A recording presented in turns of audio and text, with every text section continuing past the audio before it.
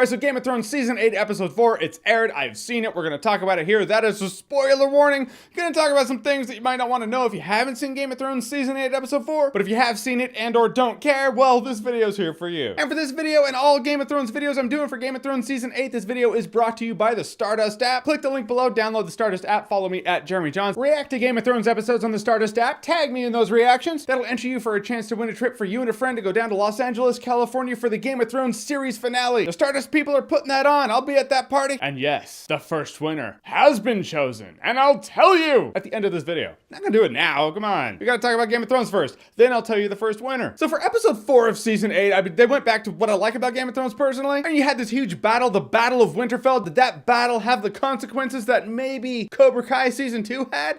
No. I feel like that episode split the fan base. I feel like there are two kinds of people watching Game of Thrones right now. People who are like the zombies from the north. That's the point of the show. People like me who are like, I like the scheming and the politics and the dialogue and that's what I've liked about it. So now we know. Some people were like, yeah, the battle was fine. And other people were like, that was the most disappointing moment in television history. But I was there for the last season of Dexter, or rather the last 4 seasons of Dexter. I've seen worse. But now they're licking their wounds before they go to King's Landing for the final battle. I was like, you're all doing the Robert Baratheon. You're drinking and fucking yourselves into an early grave. I get it. You gotta blow off some steam. You just had a huge battle with zombies. But man, there are only 2 episodes after this episode. We gotta speed it up. I mean, I like those character moments. I just wish this season had more episodes. But I guess that's why it's advantageous that these episodes are a bit longer, so you can just kind of have the best of both worlds. Or at least attempt to have the best of both worlds. But when it looked like it was just gonna be a bunch of people hanging out in Winterfell, I was like, oh man. But then they go to King's Landing, which used to take a few episodes, then it took 1 episode, now it takes like 5 minutes of an episode. That time went by fast. But now we're setting up for the final battle, but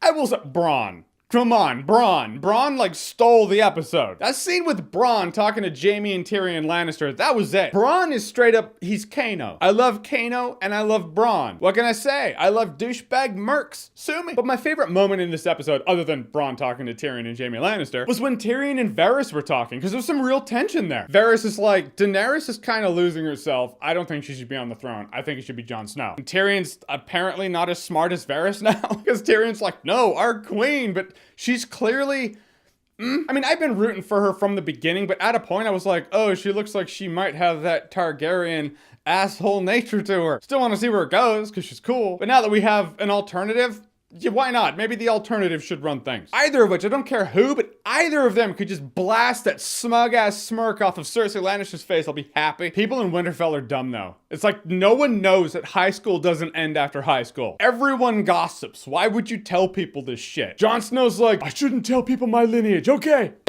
I'll tell you to. Then again, Bran kind of blew the whistle. He's like, it's up to you. I feel like, I don't know what he's talking about. He's stupid. I was trying to pick between red and green apples.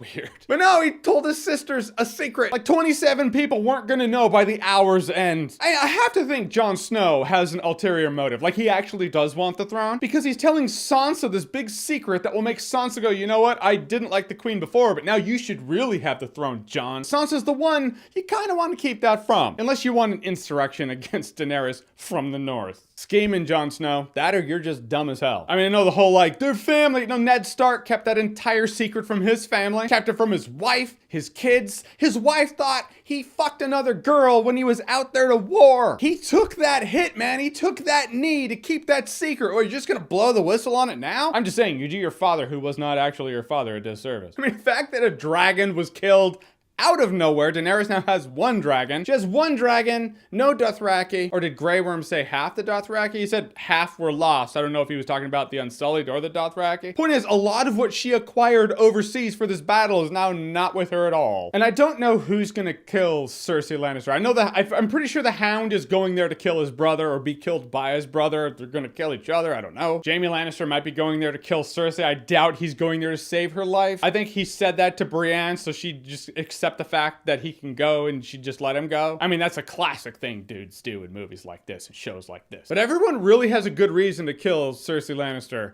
No one has a reason to let her just live. But if Daenerys is willing to wipe out a bunch of innocent people to take Cersei off the throne, yeah, I think Varys has a very good point. But that's why I like this episode, because this episode brought it back to the dialogue, the perspectives, the politics, the scheming. Now we're back to the Game of Thrones. I personally like that. So those are my thoughts on episode 4 of season 8 of Game of Thrones. And as promised, among the people who have reacted to Game of Thrones and tagged me in those reactions on the Stardust app, here's the first winner who's won a trip for them and a friend to Los Angeles, California for the Game of Thrones series finale party. This winner was picked at random via a number generator as random as I can make it. And that winner is Jason Sneed. You have won a trip for you and a friend to go down to Los Angeles, California for the Game of Thrones series finale party. Congratulations, Jason. You were chosen by fate itself. As Stardust is putting it on, they'll pay for the flights. That's right. A flight on someone else's dime.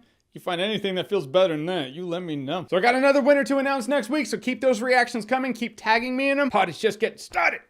Actually, 2 more episodes of Game of Thrones.